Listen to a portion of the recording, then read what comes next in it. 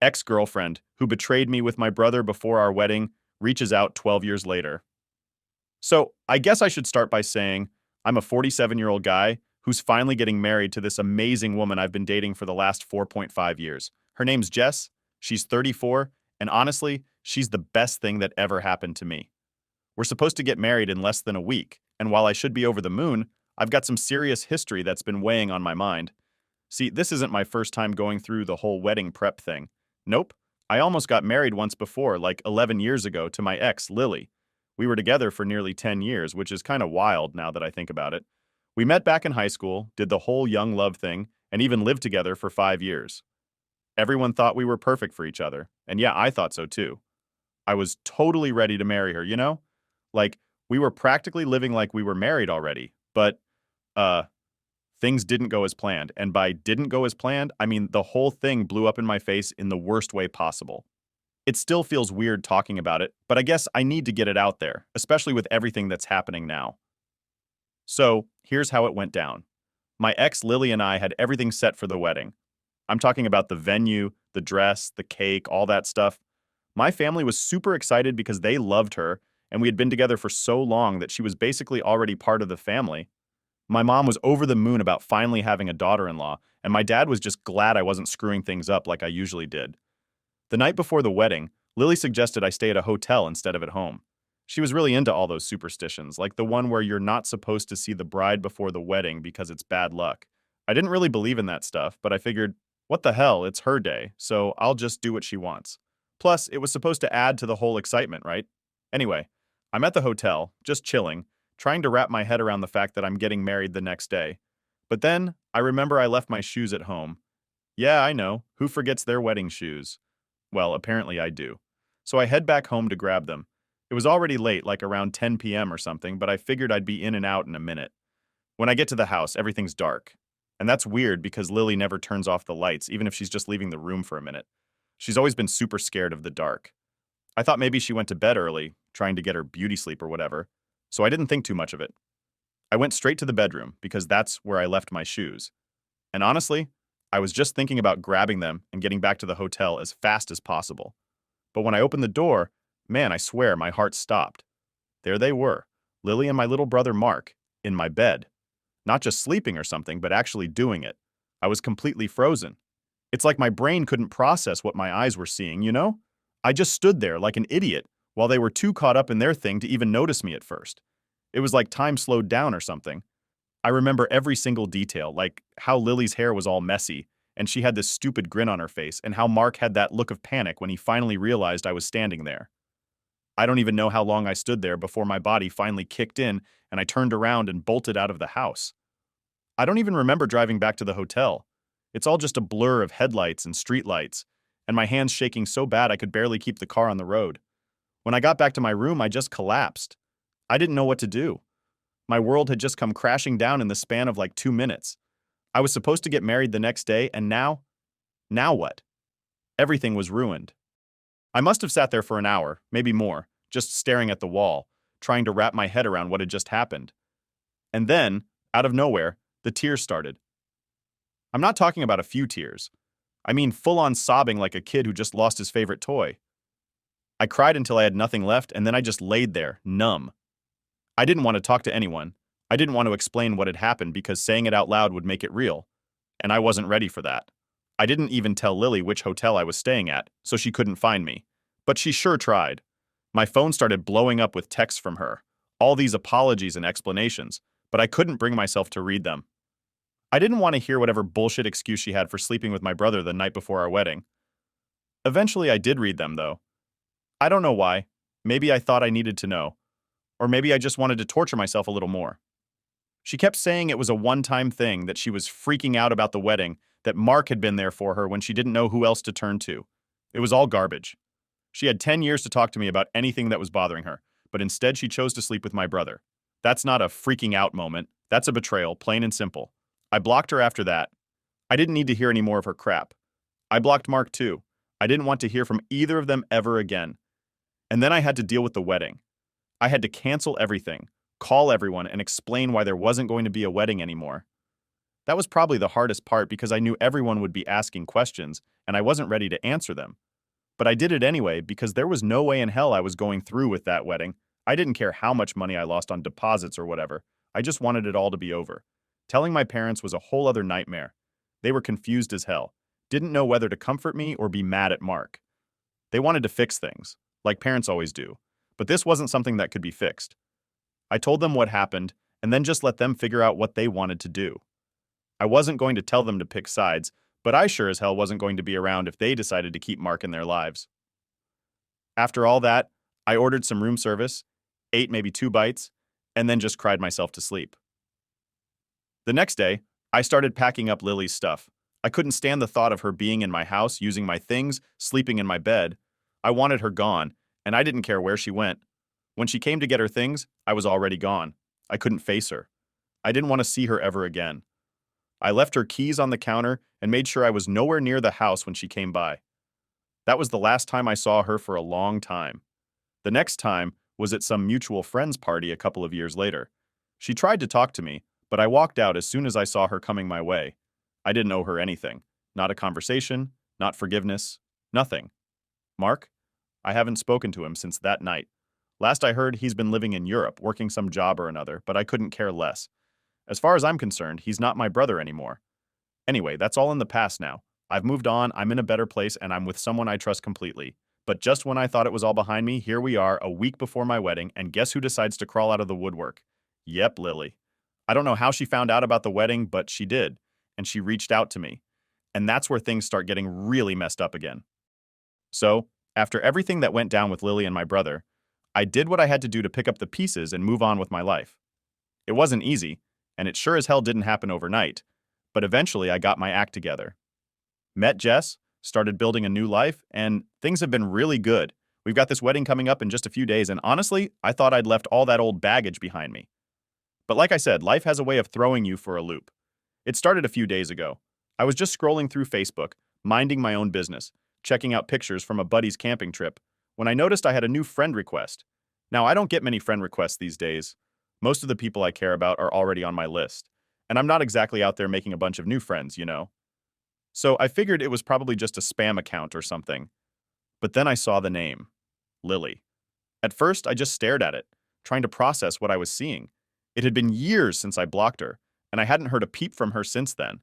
I had no idea why she was reaching out now, of all times, but seeing her name pop up on my screen made my stomach drop. I thought about just ignoring it, blocking her again without even looking at her profile. But then curiosity got the better of me. I clicked on her profile and there it was. Her new account, no friends, just a couple of pictures and a bunch of posts about feeling lost and regretful. It didn't take a genius to figure out what was going on. She was fishing for sympathy, probably trying to work her way back into my life after all these years. It pissed me off, honestly. Like, where the hell does she get off thinking she can just waltz back in after what she did? But of course, it wasn't just the friend request. She'd sent me a message too. And like an idiot, I clicked on it. The first few lines were all apologies, saying how sorry she was for everything that happened, that she'd been thinking about me a lot lately, and that she just wanted to talk. She even had the nerve to say she'd heard about my upcoming wedding and that she was happy for me but also heartbroken. Heartbroken? Really? This woman was heartbroken? I couldn't believe the audacity. But as much as I wanted to just delete the message and pretend I never saw it, part of me was curious. I wanted to know what her angle was, why she was doing this now. So I kept reading. She went on about how she'd never really gotten over me, that she made the biggest mistake of her life that night, and that she's been living with that guilt ever since. She claimed that her life hadn't been the same without me, that she'd lost herself, and now with me getting married, she couldn't bear the thought of losing me forever. It was all this dramatic, emotional crap that honestly just made me want to throw my phone across the room. But then she dropped the real bomb. She wanted to meet up. She didn't say where or when, just that she needed to see me, to explain everything face to face. Said it was the only way she could truly apologize. And as much as I hated to admit it, a tiny part of me was tempted. Not because I wanted her back, hell no, but because I wanted to finally confront her, to tell her exactly what I thought of her and what she did to me. The situation felt like a total déjà vu. The way she pleaded for me to take her back despite her actions and claimed that I was the only man she'd ever loved had a profound impact on me. And I even told my fiancé about it immediately. Part of me was so perturbed by this that I wanted to give her a piece of my mind for bothering me before my wedding. But another, more unforgiving part of me really wanted revenge. I knew that I'd done the right thing all those years back and had dealt with the situation like an adult. However, this time around, I harbored a strong desire to inflict emotional pain on her to the extent that she wouldn't even consider reaching out to me again. When I confided in my fiancée about these feelings, she fully supported the idea, despite her own experiences of being cheated on in the past. Acknowledging that our relationship wasn't a 10-year one, it still left a painful impact. So she knew how I felt. So this time, instead of just letting it go, we came up with a plan to get revenge and make sure that my ex went through the same heartache that she put me through. This is why a couple of hours after I received her text, I decided to text her back, saying that I was finally ready to talk to her. She expressed her readiness to come to my place immediately, but I suggested she get a room in a nearby hotel. I promised to meet her there the next day to avoid raising suspicions with my fiancé. Throughout this conversation, my fiancé was right beside me, and surprisingly, she agreed to the plan. And so the next day, I went to her hotel. At the time we agreed upon, she seemed overjoyed to see me and was actually crying happy tears. But she'd be crying real tears in a couple of minutes. She sat me down and started explaining how she'd been so sorry about what had happened for these past 12 years. I wanted to make it up to me, but didn't know how to get through to me until she heard from a friend that I was getting married again. She believed that sending one last text was crucial, fearing she would lose me forever if she didn't. I feigned interest, attentively listening and holding her hands while she spoke. All the while, I anxiously awaited my fiancé's arrival. After almost 20 minutes, a knock on the door signaled her presence, prompting me to rush and open it. My fiancé answered, followed by all of our groomsmen and bridesmaids wearing masks of my brother's face. They'd carried a cake in as well, and even that had my brother's face smiling up at us. My ex was horrified and couldn't even come up with words to say anything. We yelled surprise eyes while she looked on with a shocked expression on her face, because I'm sure nobody would have ever seen this coming. We've managed to convince the hotel staff that we were surprising her, and it was relatively easy since she'd already informed them to let in any guest who wanted to visit her, which she'd meant just for me. But I had other plans. After she was able to process what was happening, she started sobbing and mumbling some incoherent gibberish while crying. I wasn't inclined to let her off the hook so easily. Messaging me just a week before my wedding, after cheating on me with my own brother the day before we were supposed to get married, was audacious. Now she had to confront the consequences of her actions. I made it clear that this was what she deserved, and any chance of reconciliation, if ever, would only be considered after her betrayal. Then she was dead wrong. She had no business texting me after what she'd put me through, and I was glad that she was hurt by what I'd done because she'd brought it upon herself. I was really cold and curt while saying all of this, but she continued to sob and said that if I didn't want her back, then I should have just ignored and blocked her instead of going out of my way to humiliate her like this. But I didn't feel sorry for her in the slightest. Not then, not now. I told her never to speak to me again, and then left her crying by herself in the hotel room. Now I'm supposed to get married in 2 days, but some of my fiancé's friends want me to apologize to my ex since they think that the way I told her off that day was harsh. Despite her actions, some may argue that she didn't deserve this. However, my groomsmen who have known me since middle school don't share this sentiment. They are fully aware of the battles I faced with depression and fighting for my life in the years following my breakup with my ex due to the circumstances. They understand the depth of my love for her and what she meant to me, so they didn't judge or mind what I had done. My fiancé's friends had probably been expecting some high school drama that they could gossip about later, but this was too raw and real for them. My fiancée is on my side and doesn't think I should apologize, but her friends are refusing to be part of the wedding. If I don't do that now, I'm really torn up because on one hand, I don't want my fans to be upset on our wedding day. After all, she really values her friends. But I also don't think I owe my ex any apology at all. She could have just stayed out of my life and this never would have happened, but she just didn't want to see me happy. In fact, she still tried to play the victim here and keep sending texts from spam accounts about how I broke her heart and that this will definitely come back to me someday. I don't particularly care for this brand of emotional manipulation, not for my ex, and most certainly not for my fiancé's bridesmaids. Now I know that she's never going to tell me to apologize just for her sake, but I sort of feel obliged to at this point. And that's why I'm here. I'm running out of time, and I need to decide what I'm going to do right now. 84. Humiliating my cheating ex after she tried to get back with me just a week before my wedding. Update 1. So the response on this has been pretty diverse, to say the least. There's just one day to go until the wedding, and I decided to speak to my fiancé before I actually do anything. Like most people have suggested, I talked to her about how I've been feeling, and as soon as I told her, she said that I absolutely didn't have to apologize to my ex just because her bridesmaids fought so, and if that offended them, then they could skip her wedding. She shared that her bridesmaids were unaware of the details, and many of them believed that I had overreacted, even after she explained that my ex and I had been together for a decade and she had cheated on me with my brother, an act perceived as incomprehensibly cruel and unforgivable. Despite the severity of the situation, they remained unconvinced, still thinking I was being unreasonable and owed her an apology. So she gave up trying to explain my side of things to them and even told them that they didn't have to attend our wedding if they didn't feel like it. She hasn't spoken to her friends in one whole day, and it seems really unlikely that they'll be attending.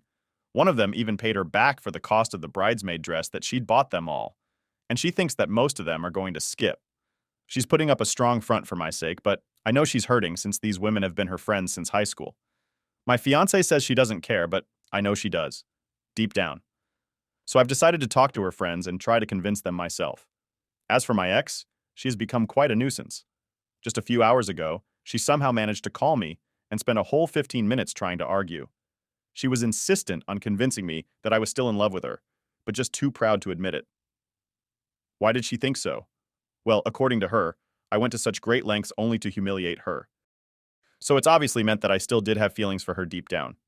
Yeah, she's right. But those feelings are of hate and disgust. For whatever reason, she believes. I just wanted to see her one last time, which is why I'd held her hands while she was talking. But honestly, that was just a shocker. Even more, I literally laughed in her face while talking to her, hoping that she'd get the hint. But she kept on blabbering about how we were soulmates and that I needed to call off the wedding before I made a huge mistake. Truly, the sole reason I'm considering any of this is to prevent her from making any regrettable decisions. I've been attempting to contact her parents to facilitate her removal, but so far I haven't succeeded in reaching them. Consequently, I'm patiently waiting for their response. Once they step in, I'll finally be able to part ways with her for good. Don't get me wrong, I still hate her, but I also don't want her to hurt herself. I'm not that inhuman. Update 2. Hey guys. So we're officially married now. It's been a couple of days since the ceremony, and I still can't believe it. She's now my wife. I'm thrilled, but unfortunately there's still sad news. Her friends ended up not showing up to the wedding despite my attempts to get them to come. I personally called each one of them up to explain why I'd done what I'd done and why I didn't want to apologize. But they didn't care much for it. Even when I asked them to attend, just for my wife's sake, they weren't too hot on it. And that just seemed bizarre to me because I surely attend a friend's wedding, even if I didn't particularly like the person they were getting married to. I only learned the real reason yesterday when my wife finally confessed that she'd had a feeling her friends wouldn't attend. Whether or not I apologized simply because of the fact that she'd refused to do what they'd asked of her and had disagreed with them. They didn't like that one bit and believed that they were all one unit, so they always needed to have a united front. These friends from high school had been part of her life for a long time, and despite managing to keep the friendship intact over the years due to a lack of significant disagreements, this was the first time their bond faced a serious test. In this instance, she chose me over her friends, a decision that didn't sit well with them. She confessed to feeling a bit upset about the situation, but was too embarrassed to admit it, considering the whole situation to be juvenile. I didn't mind though, since, at least now, I was sure that this wasn't really my fault, and her friends were just self-centered. My wife even said that part of her was glad that they'd refused to attend because she could finally stop trying to fit in all the damn time and could live life on her own terms without constantly having to seek her friends' approval. So that was good for us, I suppose. Also, my ex's parents finally responded to me on the evening before my wedding. I explained to them hurriedly what their daughter had tried to do and how they needed to get to the hotel she'd been staying in and take her back with them for her own safety because she was being really psychotic and delusional. I didn't feel it was appropriate for her to be left alone. It turns out they were on a hiking trip without network access.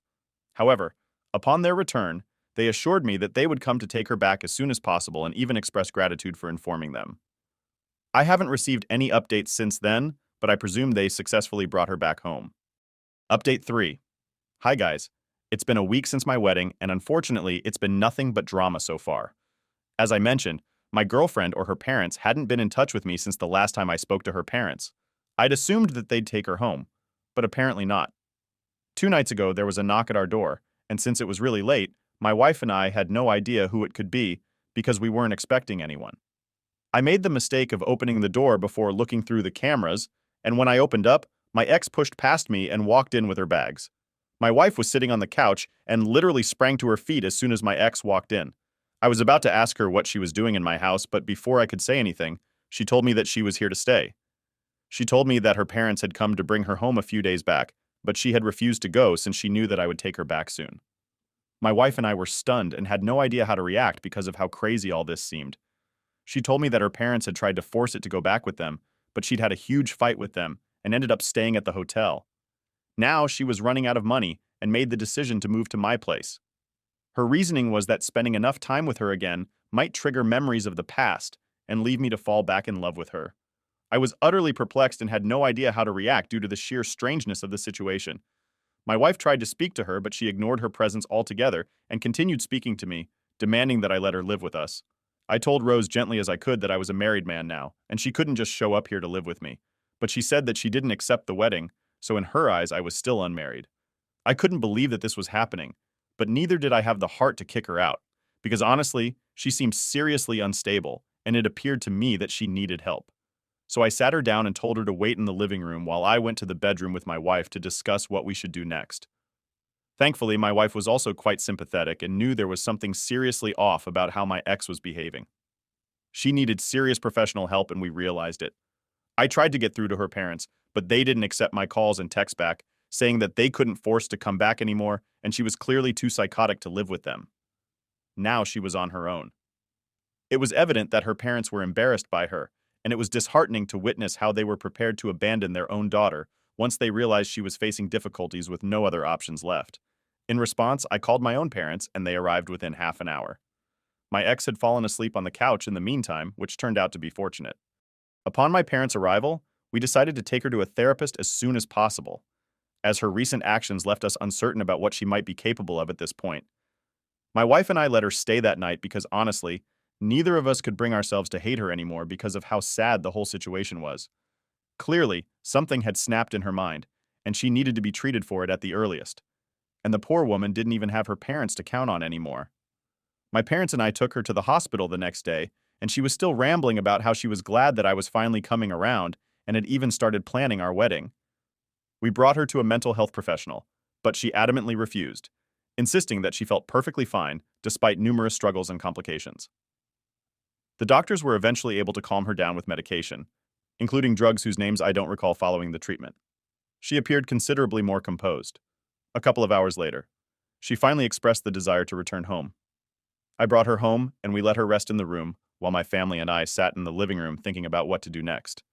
My wife and I were really relieved when she said that she wanted to go home now and even helped her pack the stuff in the trunk of our car. We drove our home together. She remained silent throughout the ordeal, leaving us at a loss for words in such a challenging situation. Upon returning home, she apologized to both of us for the trouble she had caused and expressed her shame over everything that had transpired. My wife and I felt a sense of awkwardness throughout the interaction, but we reassured her that it was okay and advised her to prioritize self-care before heading back home. I didn't know if it would help or not, but I did contact my ex, his mother, and fill her in on everything that had happened. And I guess that finally made them realize the gravity of the situation. She told me that she's moved in with her daughter and said that she'll keep us updated. And despite whatever has happened so far, my wife and I truly wish that she gets better.